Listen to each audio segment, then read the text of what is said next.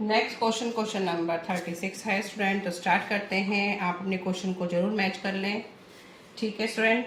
Prepare trading and profit and loss account for the year ended 31 March 2025 and balance sheet as on that date from the following balances of trial balance. ठीक है, तो इसमें आपको debit balance given है और credit balance given है, ये आपको दे रखा है। उसके बाद आपको एडजस्टमेंट दे रखी है, तो मैंने इसमें भी आपको trading and profit and loss पहले प्रिपेयर करेंगे, देन उसके बाद हम क्या बनाएंगे, बैलेंस शीट बनाएंगे। ठीक है, तो एडजस्टमेंट आप एक बार चेक कर लेना। वैल्यू ऑफ स्टॉक 40,000 का है। प्रोविजन फॉर डाउटफुल डेट है, मेंटेन करना है 5%। Charge depreciation on both furniture and machinery दोनों पे लगाना है। और machinery costing 20,000 was purchase on 1 जनवरी 2025। एक मशीनरी 20,000 की है जो खरीदी थी 1 जनवरी को। ठीक है, तो ये किस तरीके से करना है मैं बता दूंगी अभी। अलाउ इंटरेस्ट ऑन कैपिटल भी देना है। और a fire occurred on 20 March 2025, stock of the value 7,000 destroy. तो स्टॉक कितने का, 7,000 का डिस्ट्रॉय हो गया है। और क्लेम था वो फुली आपको एडमिट हो गया और पूरा मिल भी गया है। ठीक है, 10% net profit carried to general reserve, तो जनरल रिजर्व में मेंटेन करना है। तो पहले मैं ट्रेडिंग अकाउंट प्रिपेयर करती हूँ। क्वेश्चन में आप चेक करना, स्टॉक गिवन है, तो स्टॉक आपका 25,000 का है। खाली स्टॉक लिखा है, इट मीन्स ओपनिंग स्टॉक है, क्योंकि क्लोजिंग स्टॉक आपको नीचे दे रखा है। To opening stock. क्वेश्चन को पहले स्टूडेंट रीड आउट जरूर करें तभी, और सारी एडजस्टमेंट्स चेक कर लें, जिससे कि आप क्वेश्चन सॉल्व करते टाइम जो है आपको पता रहे किससे रिलेटेड एडजस्टमेंट गिवन है। ठीक है, उसके बाद हम लेंगे परचेजेस। टू परचेजेस, परचेजेस है मेरी 90,000 की, इसे मैं अंदर लिखूंगी क्योंकि मुझे रिटर्न आउटवर्ड भी दिखाई दे रहा है क्रेडिट बैलेंस में। ठीक है, तो लेस करेंगे रिटर्न आउटवर्ड। रिटर्न आउटवर्ड क्या होता है, परचेज रिटर्न। ये मैं बार बार बताती हूँ, आपको याद हो जाना चाहिए। 1,000 ये माइनस होंगे, और क्या माइनस होगा, जो आपकी 6 वाली एडजस्टमेंट है, जो स्टॉक आपका क्या हुआ है, 7,000 का खराब हो गया है, डिस्ट्रॉयड हो गया है, उसके लिए आप क्या करेंगे, परचेज में से माइनस कर देंगे। क्योंकि जब हम एंट्री पास करते हैं स्टूडेंट, तो क्या करते हैं, loss by fire to purchase, यही तो एंट्री बनाते थे हम। ठीक है, क्योंकि आपकी गुड्स क्या हो गई हैं, खराब हो गई हैं, तो आपके परचेज एक्सपेंसेस कम हो गए हैं, तो loss by fire to purchase, तो परचेज में से माइनस कर देंगे। लेस लॉस बाय, अब फायर तो यहाँ मेंशन नहीं है, नहीं फायर मेंशन है, लॉस बाय फायर। ठीक है, तो फायर लिख देंगे और 7,000। इसे आप एक मेथड से और कर सकते हैं, ये लॉस बाय फायर आप इधर भी लिख सकते हैं। ठीक है, लेकिन आप इसी तरीके से करेंगे तो ज़्यादा समझ में आएगा, क्योंकि आपको पता है परचेज आपकी क्या है, परचेज में से ये माइनस हो जाएगा 7,000 के। अब इसका टोटल कर लेंगे, ये आ जाएगा 82। ये दोनों आइटम क्या है, माइनस की हैं। ठीक है, इधर लिखेंगे बाय सेल्स। सेल्स कितनी है हमारी, 1,28,000। इसमें से लेस करेंगे रिटर्न इनवर्ड। रिटर्न इनवर्ड क्या होता है, पर सेल्स रिटर्न। ये दे रखे हैं आपकी डेबिट साइड में रिटर्न इनवर्ड 2,000, 1,26,000। ठीक है, अब क्या लिखेंगे, बाय क्लोजिंग स्टॉक। ये आपको नीचे गिवन है 40,000 का। ठीक है, अब और देखते हैं क्या चीज़ हमें डालनी है। आपको एक दे रखा है फर्नीचर के बाद कैरेज, कैरेज खाली गिवन है, इसको क्या कहते हैं, कैरेज इनवर्ड। ठीक है, जब आपको ऐसे लिखा है तो इट मीन्स वो कैरेज इनवर्ड है। ये है 2,000। रेंट रेट नहीं आएगा, office expense, advance for machinery, wages and salary. Wages and salary यहाँ पे आएंगे, और सैलरी एंड वेजेस कहाँ आते हैं, P&L में। ठीक है, वेजेस एंड सैलरी है 5,000, इनसे रिलेटेड कोई एडजस्टमेंट भी नहीं थी। अब आप टोटल कर लेंगे, इसका टोटल हो जाएगा 1,66,000। ठीक है, और ये सारे खर्चे आप माइनस करेंगे, तो ग्रॉस प्रॉफिट आपका आ जाएगा 52,000 का। ठीक है, आप माइनस करके देखें, क्वेश्चन को सॉल्व किया करें, उसके बाद आप टैली करें कि आप सही कर रहे हैं कि गलत कर रहे हैं। अब ये ग्रॉस प्रॉफिट का ट्रांसफर हो जाएगा P&L में, बाय ग्रॉस प्रॉफिट कितना है 52,000। ठीक है, मैंने शॉर्ट में जीपी लिख दिया है, ग्रॉस प्रॉफिट है इधर से। अब उसके बाद आपको क्या करना है, अब यहाँ पे जो आएगा सब डालते जाएंगे। फर्स्ट से स्टार्ट करते हैं, rent rates and tax. Rent rates and taxes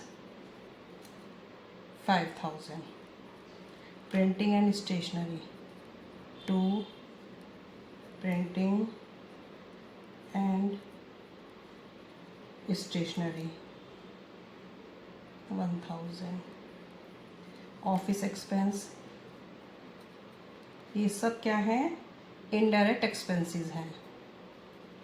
office expense है हमारे 1200 के। फिर है बैड डेप्ट। अब आपको बैड डेप्ट गिवन है और प्रोविज़न भी दे रखा है, ओल्ड दोनों दे रखे हैं। अब नीचे एडजस्टमेंट में चेक करो, प्रोविज़न फॉर डाउटफुल डेट आपको मेंटेन करना है। ये नया बैड डेप्ट कुछ दे नहीं रखा। ठीक है, तो किस तरीके से करेंगे, ओल्ड बैड डेप्ट। ओल्ड बैड डेप्ट है मेरा कितना 1500 का, इसको ऐसे लिखेंगे। 2 न्यू प्रोविज़न। न्यू प्रोविज़न किस पे मेंटेन करते हैं, डेटर पे। और कोई बैड डेप्ट होता है नया वाला, उसे माइनस करके, लेकिन नया नहीं है, सीधा डेटर पे लगा दो। कितना है, हमारे डेटर है 40,000 के। 40,000 का कितना मेंटेन करना है, आपके एडजस्टमेंट में बोल रखा है 5%। ठीक है, ये आ जाएगा 2,000। तो इन दोनों को हम क्या करेंगे, प्लस, और लेस कर देंगे क्या, old provision. Old provision, old provision कितना है हमारा 2,000 का, ये माइनस कर देंगे। तो आपके 1500 के ये यहाँ पे आ जाएंगे। ठीक है, 1500 के खर्चे अभी भी बचे हुए हैं, मतलब लायबिलिटी आपकी बढ़ी हुई है। बात समझ में आ गई। ओल्ड बैड डेप्ट दे रखा था, न्यू प्रोविज़न मेंटेन करना था, तो न्यू प्रोविज़न हम किस पे करते हैं, डेटर पे। कोई नया बैड डेट होता तो माइनस कर देते। अब नहीं है तो 40,000 पे 5% लगाया, 2,000, दोनों को प्लस किया और ओल्ड प्रोविज़न से माइनस कर दिया। ठीक है, अब उसके बाद देखते हैं क्या आएगा। एडवांस फॉर मशीनरी यहाँ नहीं आएगा, वो तो पैसा आया है तो आप सीधा असेट में दिखाएंगे। डिस्काउंट दे रखा है तो डिस्काउंट डेबिट का होगा। ये जब कुछ नहीं बोल रखा तो डेबिट का है, और फिर लिखा भी डेबिट में ही है, तो ये पे किया है। वेजेस एंड सैलरी हो चुका है, तो इधर की सब चीज़ें ऑलमोस्ट हो गई। अब देखते हैं हमारा डेप्रिसिएशन। एक हमें दिख रहा है इंटरेस्ट ऑन कैपिटल, पहले मैं इंटरेस्ट ऑन कैपिटल लगा देती हूँ। 2 interest on capital. Interest on capital किस पे लगेगा, कैपिटल पे। कैपिटल कितने की है, 1 लाख की है, तो 1 लाख का कितना परसेंट, 5%, तो ये हो जाएगा 5,000। ठीक है, ये एडजस्टमेंट आपकी 5th वाली है, ये भी हो गई। अब मुझे करनी है machinery depreciation. 2 depreciation on furniture. Furniture पे है हमारा, फर्नीचर पे है 10,000 का कितना परसेंट, 10%, तो ये हो जाएगा 1,000। ठीक है, उसके बाद मशीनरी है 20,000 की, फर्नीचर पे मैंने लगा दिया है। ठीक है, अब मशीनरी है। मशीनरी को देखो क्या बोल रखा है, machinery costing 20,000 was purchase on 1 जनवरी 2025 में खरीदी है। इट मीन्स जो आपकी 50,000 की मशीनरी है उसमें 20,000 की एक मशीनरी है जो जब खरीदी है जनवरी में खरीदी गई है। अब आपको पता कैसे चलेगा, क्यों ऐसे पता चलेगा, क्योंकि आपका क्लोजिंग ईयर क्या है, 31 मार्च है। 31 मार्च को मशीनरी का टोटल कितना दे रखा है, 50,000, तो इसके अंदर ही 1 जनवरी वाली इंक्लूड होगी। तो 20,000 वाले को आप अलग कर लें, 30,000 को अलग कर लें। तो कैसे करेंगे, ऑन मशीनरी। अब देखो 30,000 की एक मशीनरी है, उस पर तो आप पूरा का पूरा दिखाएंगे 10%, तो कितना आ जाएगा 3,000। और जो 20,000 वाली है वो कब खरीदी है, जनवरी में, तो जनवरी से कितने महीने, जनवरी फरवरी मार्च, और 10%,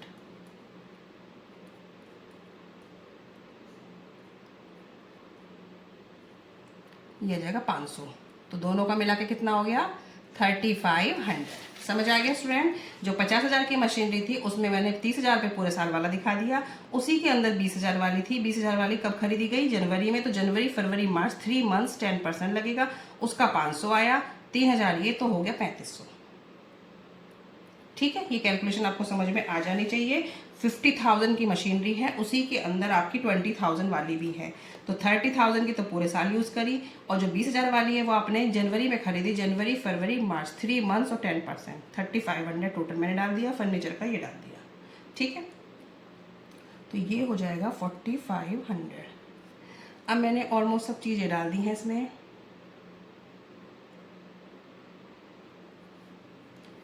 अब देखते हैं हमें क्या करना है। लास्ट एडजस्टमेंट देखो, 10% net profit carried to general reserve, तो टू जनरल रिजर्व, इसमें से सारे एक्सपेंस आप माइनस करेंगे, तो हमारा अमाउंट आएगा 19,200 का। तो अब उस 19,200 पे ये सारे एक्सपेंस का जो आ रहा है 19,200 आ रहा है।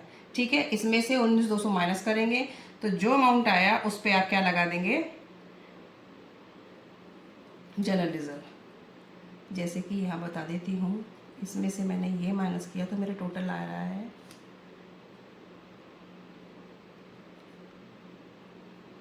ये, इसका 10%, तो ये आ जाएगा 3280। इसका टोटल आ रहा है 19,200। इसमें से 19,200 माइनस किया तो आया 32,800, उसका 10% लगाया तो 3280। ठीक है, जनरल रिजर्व मेंटेन कर दिया। अब दोबारा से माइनस करेंगे तो वो आ जाएगा आपका नेट प्रॉफिट। ठीक है, उसे माइनस कर देना आप, तो आ जाएगा 29,520। कैलकुलेशन आप करके भी देखें, मैंने करा दी है। अब आप इसे क्लोज कर देंगे, 52,000। ठीक है, अब इसकी बैलेंस शीट प्रिपेयर करेंगे स्टूडेंट। बैलेंस शीट में हम पहले क्या करते हैं, लायबिलिटी साइड कंप्लीट कर लेते हैं। कैपिटल हमारी कितनी है, 1 लाख। ठीक है, इसमें हम ऐड करते हैं एनपी, लेस करते हैं ड्राइंग, और ऐड करते हैं IOC means interest on capital. NP हमारा आया था 29,520, ड्राइंग है 10,000, और आईओसी थी मेरी 5,000। ठीक है, अब इसको हम कंप्लीट कर लेते हैं।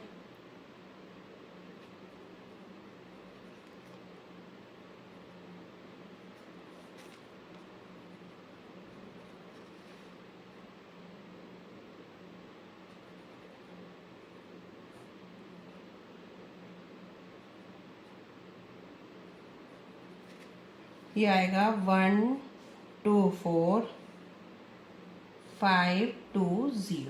ठीक है, आप भी कैलकुलेट कर लेना। अब क्या देना है हमें, क्रेडिटर है हमारे 37,700। जनरल रिजर्व आएगा 20,000, तो ये था, और 10% आपने वो रखा था, दोनों को मिला के रख देंगे 20,000 ये, और वो था मेरा 2380। ठीक है, अब आप देखते हैं क्या आएगा इसमें। कोई आउटस्टैंडिंग वगैरह तो था नहीं इसमें, अब कुछ नहीं है इसमें स्टूडेंट, बस यही है। अब इसका टोटल आ जाएगा स्टूडेंट 1,85,500। तो ये लायबिलिटी साइड तो आपकी बहुत सिंपल थी, कैपिटल डाल दिया, नेट प्रॉफिट ऐड कर दिया, ड्राइंग लेस कर दी, IOC means interest on capital मैंने प्लस कर दिया, क्रेडिटर एज इट इज आ जाएंगे, और जनरल रिजर्व के लिए मैं यहाँ मेंशन भी कर देती हूँ 20,000 प्लस 3280, दोनों जनरल रिजर्व को मिला के 23280 आ गया। टोटल आ गया हमारा ये। डेबिट साइड हमारी कंप्लीट हो गई है। अब हमें इस साइड देखना है क्या क्या करना है। अब डेबिट साइड में चलते हैं। मशीनरी हमें गिवन है, पहले मशीनरी को ही ले लेते हैं। मशीनरी हमारी है 50,000, अलग अलग भी शो कर सकते हो 20 और 30,000 की, लेकिन मैं सीधा डेप्रिसिएशन अब माइनस कर देती हूँ। लेस डेप्रिसिएशन कितना था दोनों का मिला के 3500 का, ठीक है।